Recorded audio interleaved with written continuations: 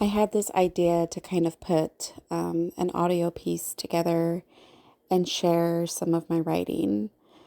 I am constantly kind of writing out stories or bits and pieces of it for that matter. I get ideas and I'll write out sometimes a full paragraph, sometimes a full 20 pages, and my Google Drive is filled with all of these little miscellaneous bits and pieces of stories that end up going nowhere. But I have a piece that I wrote that I actually really like and I wanted to share. It reads like the ending of a chapter. I don't know how the story begins and I don't know how it ends. But I would very much like some feedback and maybe some ideas on how the story could start. I don't have any specifics on the main character or anything like that. I kind of wanted it to be open for interpretation. So I hope you like it and enjoy. And again, I would like feedback. Please be gentle, but this is my first time sharing some of my writing to anyone really. So kind of putting it out into the universe, and hopefully you like what I have to say. All right, enjoy.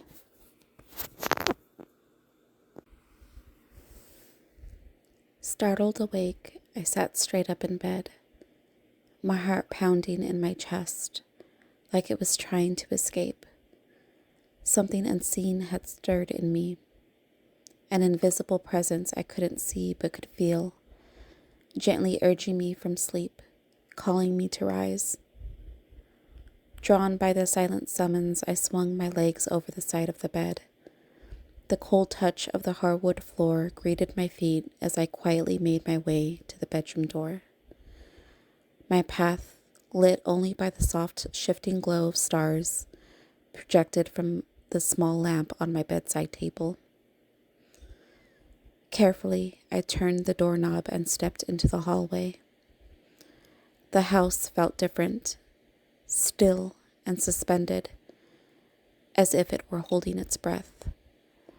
From deep within the darkness, the persistent ticking of a clock echoed faintly, marking time in the silence. I moved slowly, deliberately, each step accompanied by a deep, measured inhale, as if I might disturb the stillness that cloaked the house. Like dust in undisturbed air, I followed the subtle pull of energy that beckoned me forward, gentle but insistent, its whispers barely perceptible, yet impossible to ignore.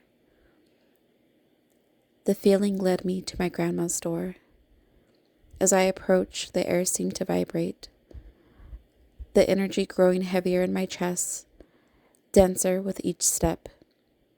It wasn't fear that filled me, but a deep sense of importance, like I was stepping into a moment that asked for stillness and care. With a soft twist of the doorknob, I entered the dimly lit room and inhaled the calming scent of lavender and jasmine that infused the room. It was simple and serene. A bed, dressed in soft purple floral linens, sat tucked into the corner.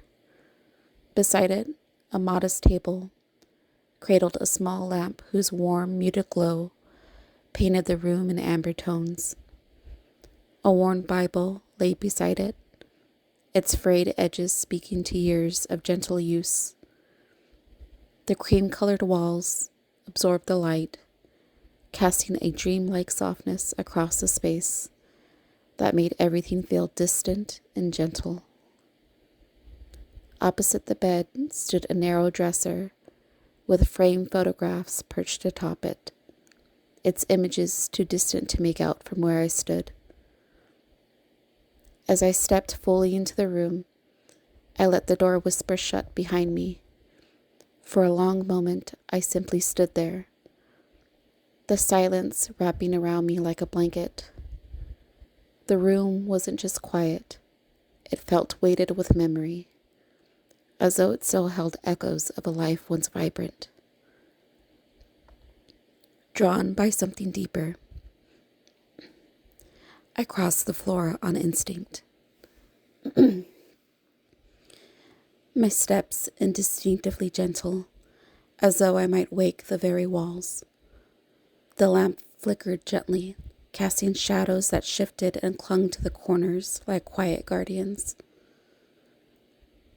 The energy had deepened now, heavier, more intimate. It settled over me like a weighted cloak, not ominous but solemn, holy.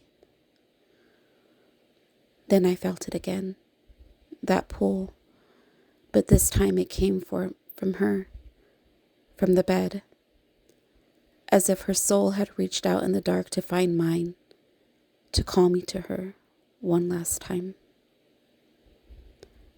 Her eyelids fluttered barely. Her lips parted, and my name slipped out in a whisper no louder than a breath. Yet it struck my heart like thunder. "I'm here," I whispered, sinking to my knees beside the bed. "I'm right here, Grandma." "Stay with me," she faintly let out, as if it took all the air and energy left in her to breathe out the words. In the moments that followed, time stood still. I took her hands into mine. She was warm, frail, and delicate. Her breathing came in shallow, gentle breaths, each breath a soft flutter, barely noticeable by the short, flat rising of her chest. I leaned in closer, gazing upon her face, willing myself to commit every wrinkle to memory. They were more than marks of age. They were maps of a life well lived. With her last breath, I watched everything I love about her leave her body and transcend to a place I could not follow.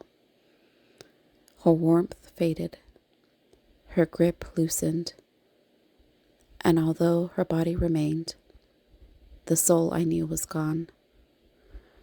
With the strike of the clock chiming from down the hallway, time resumed, as if she had never been there at all.